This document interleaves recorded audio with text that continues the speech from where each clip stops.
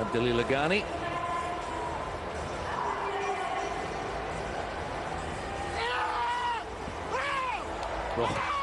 World record.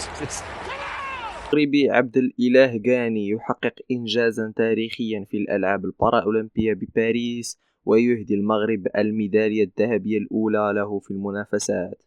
ولكن قبل البدء، إذا كنتم تدعمون عبد الإله غاني وإنجازه، قوموا بالضغط على زر اللايك واشتركوا في القناة واضغطوا على جرس الإشعارات ليصلكم كل جديد. تمكن البطل المغربي عبد الإله غاني من إحراز الميدالية الذهبية في تخصص رمي الجلة اليوم الأحد ضمن دورة الألعاب البارالمبية المقامة في باريس 2024. وقد نجح غاني في تحقيق هذا الإنجاز بعد أن اعترض على خطأ ارتكبه منافسه الجورجي الذي كان قد حصل على المركز الأول سابقا. وبعد قبول اللجنة للاعتراض، تم منح الذهبية للمغرب غاني بفضل تحقيقه رقما قياسيا جديدا قدره 9 أمتار و22 سنتيمتر.